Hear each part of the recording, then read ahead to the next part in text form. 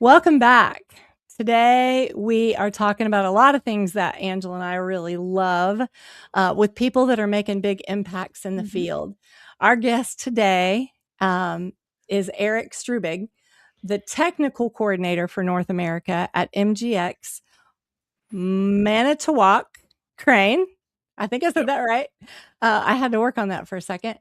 Erik served also in the U.S. Army for 9 years before transitioning to the civilian sector, moving from field service roles to managing technical coordination across the continent.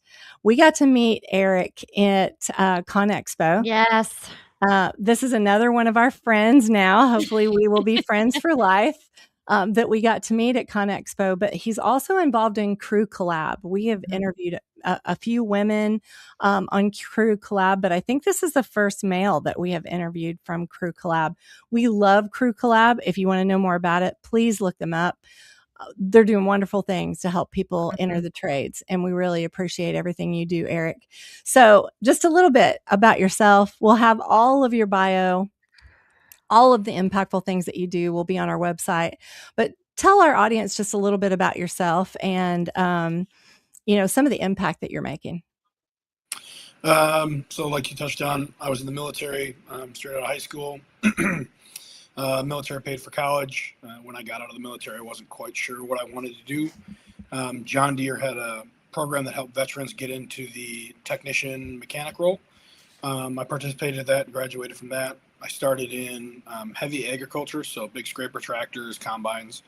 Moved into yellow iron with John Deere, and then got into Volvo mining, and then made my way to Manitowoc Crane, where I was a field technician up until January-ish of this year.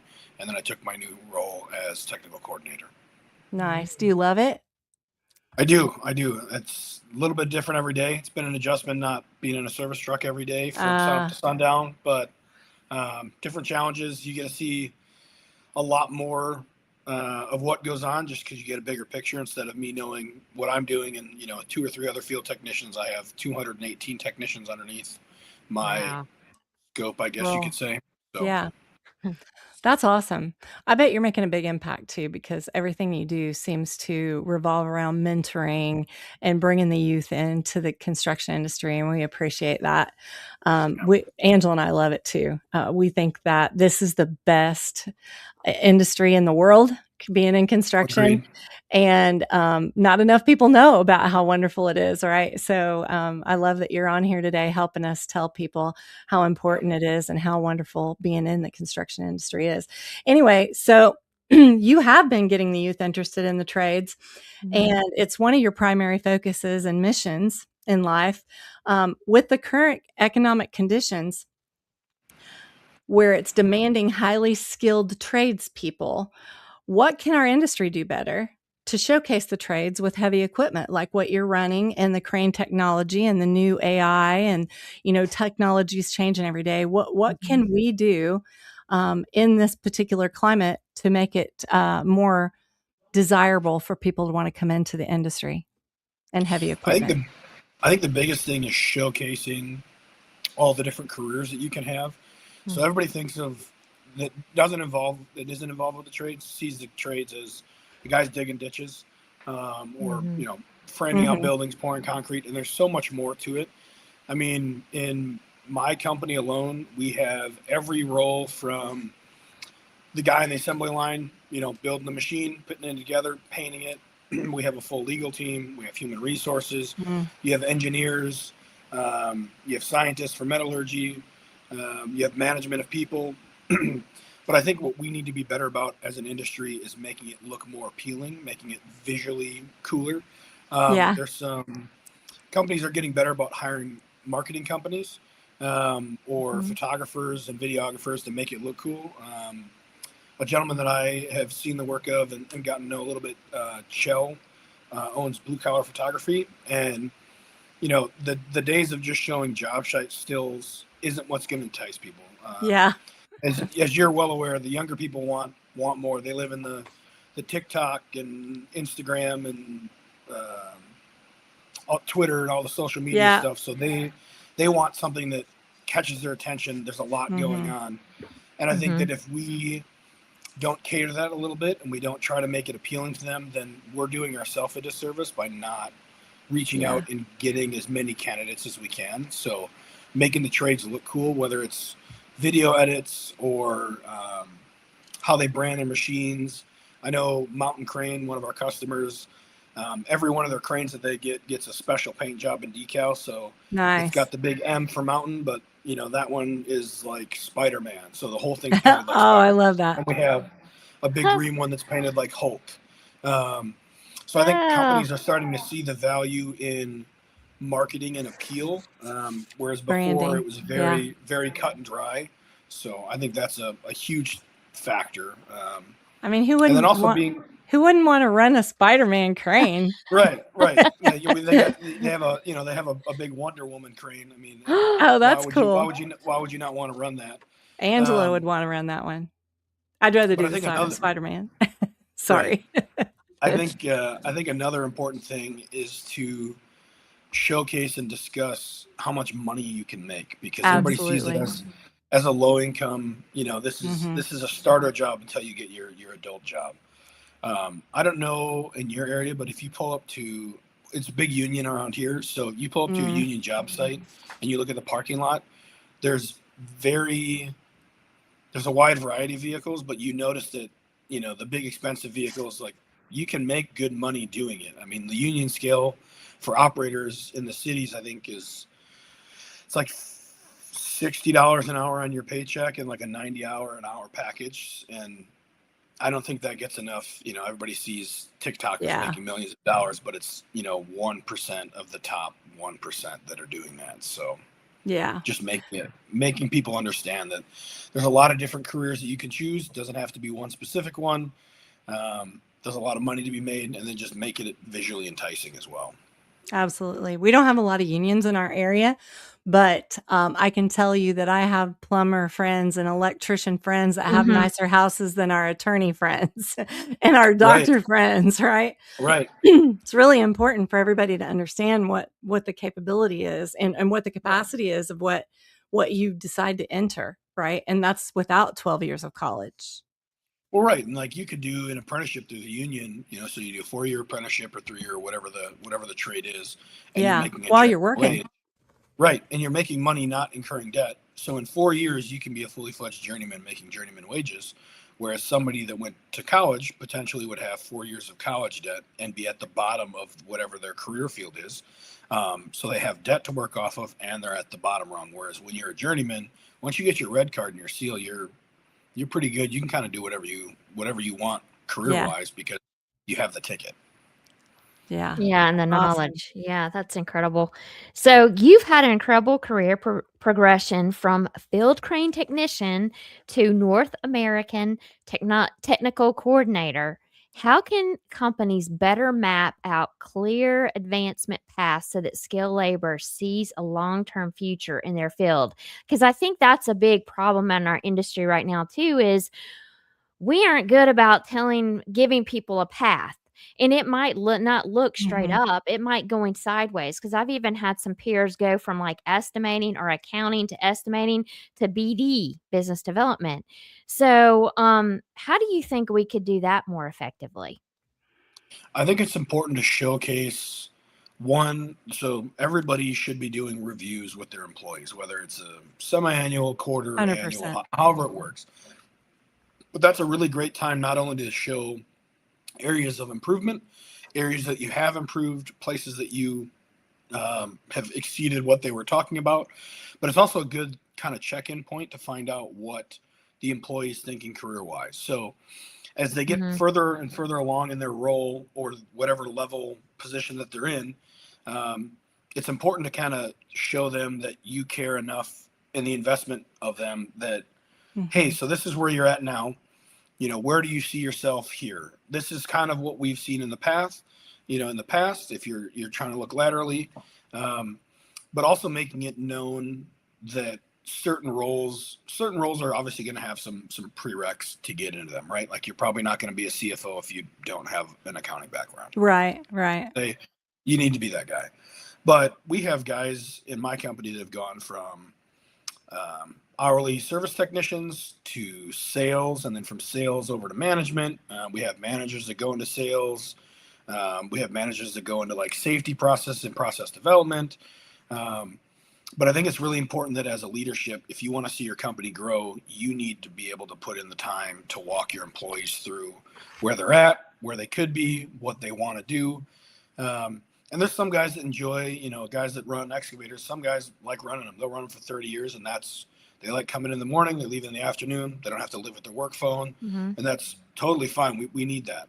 But we also have people that, they want more. And if you're not going to spend the time and invest the time in them to talk to them about what that looks like, their more is going to be with somebody else's name on the page. Right. So, no, that's a good point. Yes. And we have a good segue here. As you're talking about progression, right?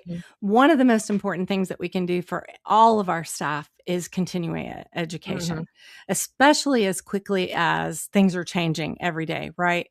How do you think that associations, contractors, employers, and, these trade associations, I think I said that, manufacturing as well, how can they collaborate better to continue offering this ongoing technical training? I've been really lucky that at all the civilian companies that I've worked for, they've had a very thorough training program. So when I came into John Deere, they had the CSP. Nice. And then their dealerships were required that every technician is sent to 2 or 3 formal trainings a year. So there's 3 weeks of the year or 2 weeks of the year where they're not going to be billable because they're going to get education so they can be better for their role when they come back. Nice. Manitowoc has similar policies in place, but the sky's kind of the limit. The more training you get, the better you are for the company. But it also helps, once you get trained in something, you have young technicians that argue, well, the training's for you guys. It's not for me. It's for you guys to bill more. Right. But you can't take the training away. So every training that I've done through John Deere or Volvo or Manitowoc or Cummins, I have that. I will always have that knowledge. Right. No matter what happens. Exactly. So you're, by the company investing in you, you're also having to invest, your energy into it because a lot of people got into the trade so they didn't have to go to school, and then you join the trade, go back to school. Yeah. But I think talking with your partner. So if you're, like Manitowoc's a crane manufacturer. So we have partners that make parts for it and stuff like that. And as new technology comes out on their end, making sure that upper management is working into those deals that, hey, we're going to use your product because it's a good product, but you're going to train our people more on your product so that we can better service it. Less machine time down, less warranty claims, all that kind of stuff is going to, it's kind of like the high tides raise all ships. So if my technicians are better, they can better serve the customer. The better served customer makes more money. They buy more cranes. It's, it's a very, what do you want to call it? Collaborative. Scheduled. Yeah. Collaborative effort. Yes. It sounds like you have a lot of good structure in heavy civil and manufacturing, which is phenomenal. And I guess that has to be number one priority in manufacturing. That makes sense, right? Like just having that structure in place. That's awesome. Well, to the equipment being on the job site, right? Yeah. I mean, it goes from building it to building something else. Right. Yes. Right. So, Erik, when we got to know you, we also got to see how much volunteer work that you do within your community. And that's a key factor for Christy and I, and even having people on the show, is we love to see giving back. And of course, I have to throw this in too. By the way, Christy, him and his daughter are golfers. Or his family. Oh, very cool. My mom's a pro. If you want to check them, Very cool. He's got his daughter out on the golf course. I love that. Yeah, my daughter and son both have clubs, and I love that. A good amount. I played in high school, so I did too. So fellow golfers. But let's talk about your volunteer work. So how do you think Community engagement and giving back helps strengthen local industry networks and improve recruitment efforts. And what I would like for you to give our audience an idea around is, how do you do it within your company directly? Give them ideas so that they know how to do it. And I know for me, a lot of times it's just engaging directly with whatever you're doing, whether it's building that machine or building that project. They love to see it, right? Yeah. So Manitowoc has a couple different they have a lot of facets to it. Manitowoc has its own internal nonprofit, and then they have a board of directors for that they're trying to give money away to good programs. I know that a lot of our dealerships and our branches will do all the touch a truck events, so they'll go bring machines out because what small child doesn't want to see a crane that's 250 feet tall and has Spiderman painted on the side? Yeah, exactly. What adult? Right, exactly. Like, I think it's cool, and I see these I do things every too. single day. We do a lot of reach out, whether it's with local trade schools or high schools. We do a lot of like the job fair, career fair days. So the high schools will host and we'll show up. And obviously that is a recruiting event for us as well. If we can get somebody that's just getting into the workforce and we can kind of keep them and show them what's going on, that does really well for us. Manitowoc, and I might misquote this number, but they paid for and supplied an entire tech school's welding program. So all the welding bays, all the welders, all that. We had guys from our weld department go over and they would teach, pop-in seminars and stuff like that. But investing back into the community, because those schools then, they see us and they say, we donated this. But as those students go through, it's really good for Manitowoc as well, because they're doing good in the community, reaching out. But somebody's like, well, if this company is willing to reach out on youth that they don't know and fund things that they don't have it's not profiting them, they're probably a pretty good company to work for because they genuinely care about the workforce. Yeah. I know that we are big proponents of internships. So,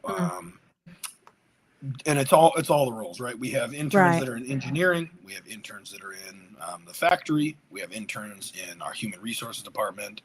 There's a couple of departments that probably don't have interns just from, an IP / confidentiality thing. Yeah. But for the most part, sense. we have interns for every facet of our business. And I think that does a really good job in I don't want to say closure rate, but our retention rate for interns is pretty high. So they work with us, they see how it goes. And obviously, we see enough in them that we've trained them, and, they say, well, why not stay here? I know the process. I like the environment. I like the people. So we kind of get a leg up that way. That's cool. And then outside of that, obviously I think my title right now is president-elect. So I'll be the president in 2027 of Crew Collaborative. Nice. And we do high school talks. So I did one actually with a middle school earlier this week, and we talked to a group of 8th graders. And our big thing is getting somebody, all different trades. So it doesn't have to be dirt. It doesn't have to be civil construction. We had somebody that worked in a mechanic shop. We had somebody that was an engineer. We had somebody that was a project manager. We had an owner operator of an excavating company. I spoke as well for my role. But I think that the youth, I don't want to say they're at a disadvantage, but for as much information as out there, there's not very much showing them all the opportunities they could have. So when you go and talk to these high schools, a lot of them don't know. They're like, they have no idea. They're like, a crane company has engineers. Does that? Yeah. A crane company has a legal team. Like, they have, so all the careers that they may have been looking into can be part of the trades, whether it's the skilled labor of the trade of the guy welding, the lattice lacings, or the guy running the crane on a test pad, the guy painting the crane, or the legal team putting together document for contracts. So there's all facets of it that are in there. We hire educators so they can run part of our training program. So they might come up with curriculum. We'd have, different people with different backgrounds, teach it. But the trades are something that I think gets overlooked as an industry as a whole, because they think of it as such a narrow job sect. that they don't understand all the reach that they have. So when Right. companies do touch a truck programs or apprenticeships or internships or scholarships, all of that goes a long way, because $1,000 scholarship may not seem like a big deal to $1 billion company, but to the kid that may or may not have gone to trade school because of that $1,000 or was able to buy tools for his first It's a big Right. deal. tool bag, It it's a is a huge big deal, deal. right? Yeah. I'm seeing a lot more companies provide tooling to new employees. So Mhm. at John Deere, if you were accepted into our program, you got a little rolling tool cart, and it was filled with all the tools you would need for like your first year, right? So Yeah. once you're done with Wow. your 2-year or 3-year initial apprenticeship, internship, the tools were yours. Then you started, as a level 1 technician, and you kind of worked your way up. And obviously, you'd buy more tools as you go, because that's kind of the life of the mechanic. So But I thought it was a one really of the things I want to make clear here too, this is not just students, no, right? Mhm. These companies like Manitowoc are doing this for adults who are just wanting to 100%. switch from their role. Mhm. Yeah, This is not just young people, right? You could be 40 years old and decide, I just really don't want a corporate job anymore. I want to go do this. And you're still going to get the same kind of training. I want to throw that out there. There are a lot of women specifically that think that they're too old to be, in no. certain roles, or they think that they're too old to learn, or, I don't know that men feel that way because I'm not a man, but I do think that at a certain point in your life, you start feeling like, oh, I'm too old to start something new, kind of thing. So I just wanted to point that out. Well, I think it's a really important thing. Thank you for mentioning that. I think it's a really important thing to say that it's never too late to start. And Right. just because you spent 15, 20 years doing a different career and you're getting into this, you may be green on some of the skills in this role, but you bring a wildly diverse background of knowledge. So Right. I started turning wrenches when I was 27, 26, which for some places is late. But I brought 10 years of prior life Experience. experience. Yeah. Now, granted, my Army time didn't have a lot of, we'll call it hard skill transfers, but just more of a mentality thing. Right. Um, But that's but I mean, huge. we It have is. new guys. We have guys starting that. There was a gentleman in one of our branches that was a loan processor or an accountant, and he got into, I believe it was crane assembly. And the biggest skill that he brought was he obviously understood logistics very well. So Yeah. he helped build some process sheets, because it was something that we didn't think about because we weren't in that industry. But in his industry, he built, certain process sheets and stuff like that to refine a process for efficiency. Well, now he's, as the first year guy, he put a program, or he helped develop a program in place that made us more efficient. And for all intents and purposes, he's a brand new guy in our company. He's a brand new guy in the crane world. But Right. that doesn't mean that he's, just a complete blank canvas that doesn't bring anything to the Right. table. Right. And he's probably not young. He's been in another role for a long No, time he too. was So I think that's 30, important for people to know. 37, 37, 38. So Yeah. That's awesome. So we are running out of Yeah. time. So we're going to have to answer this one quick, but I don't want to miss it. What is the best mentality for a mentee to have so that they can grow quickly like what you have in your role? I would say the 3 top things: you have 2 ears and 1 mouth, use them accordingly. The only stupid question is one that you don't ask, Nice. and volunteer for everything. I love that. So Oh, great wisdom.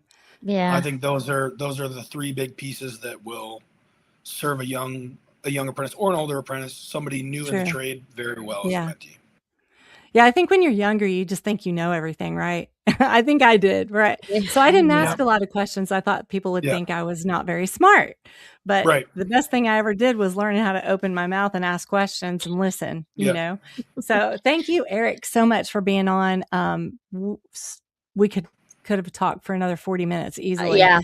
Yeah. So we thank you for your wisdom. I know that our audience is going to get a lot out of it. And just thank you for being here. Yeah, and share with our audience, Erik, how they can get in touch with you if they want to ask any of the questions about what you addressed today. Mm-hmm. So Instagram is probably going to be my fastest response. It's Erik_Struebig. I don't really use Facebook. I use Facebook for Marketplace. So if you have any projects, let me know.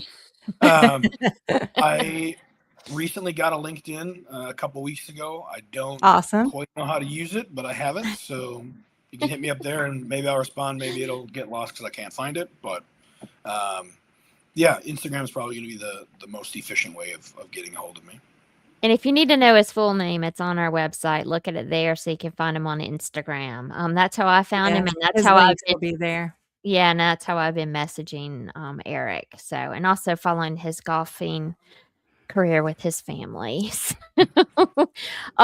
Thank you, Erik, for being on. We certainly Yes, Absolutely. Thank you for appreciate having me. you for your service to our country and your Yes. continued, amazing leadership when it comes to cranes, rigging sector, and really everything else, all of your volunteer efforts. Mhm. Your career trajectory is a perfect blueprint for what's possible for anyone who wants to look at the skilled trades. And to everyone listening, certainly let's keep pushing to mentor this next generation and even just bring Yes. awareness around how great it really is. So thank you everyone for listening, and we'll be back another time.